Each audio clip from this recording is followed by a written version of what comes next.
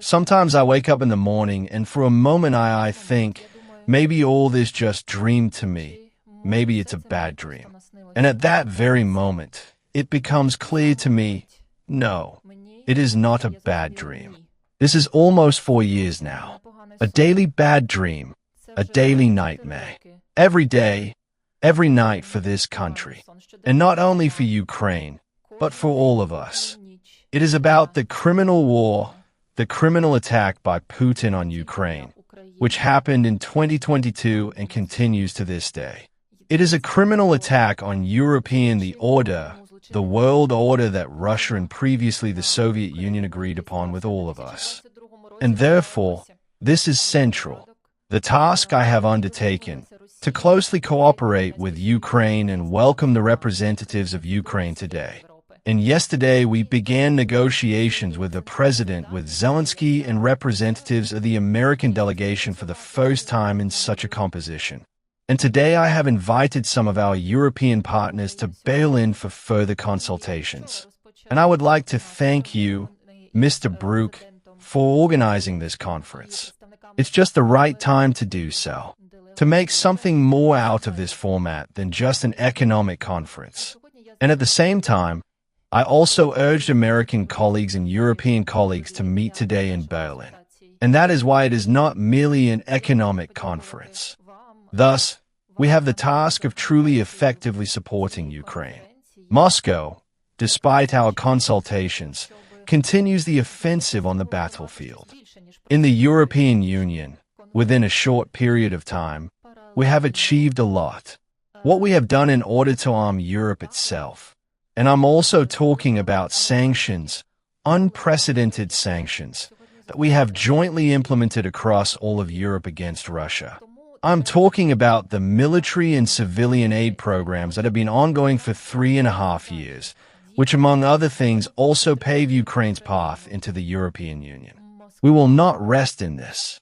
We will do everything the situation requires of us and demands a just peace. This means taking care of, among other things, that Ukraine survives this winter and also providing the country with everything necessary for further reconstruction. Ladies and gentlemen, Germany takes on a special responsibility in this context. Since February 2022, we have supported militarized Ukraine with 40 billion euros.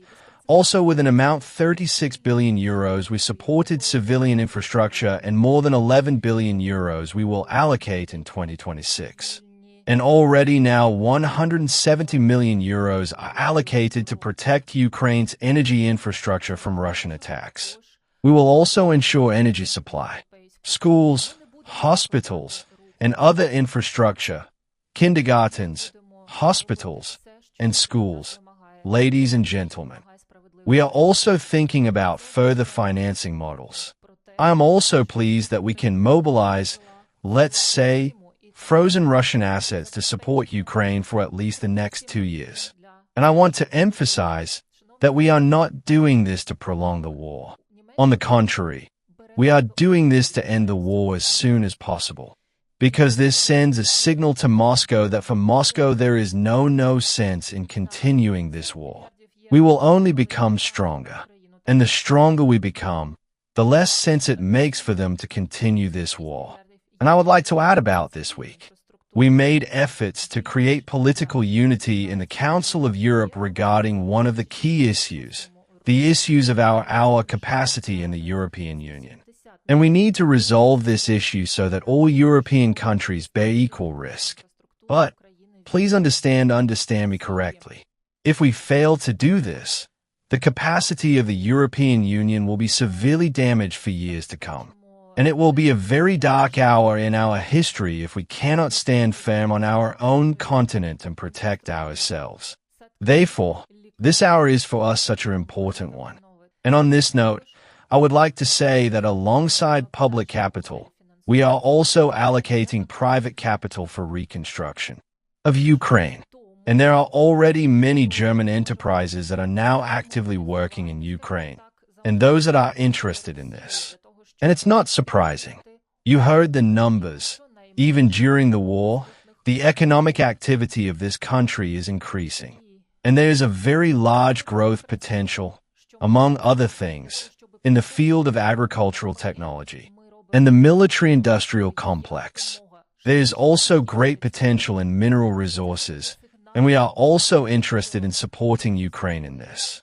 And in this way, we can better engage private potential by creating the necessary prerequisites and improving them despite difficult circumstances. I am very happy that a new financing instrument was announced by our minister a few hours ago. Therefore, I am very pleased that so many business representatives are here. You demonstrate with your presence that you travel to Ukraine, that you make contracts. We are also thinking about further financing models. I'm also pleased that we can mobilize, let's say, frozen Russian assets to support Ukraine for at least the next 2 years. And I want to emphasize that we are not doing this to prolong the war. On the contrary, we are doing this to end the war as soon as possible. Before Christmas, we see images of destruction in Ukraine, and it doesn't take much imagination to imagine how this country will flourish again. We see every day, as has already been said, I will repeat, how much determination, how much strength and courage, how much creativity is in this country and its people.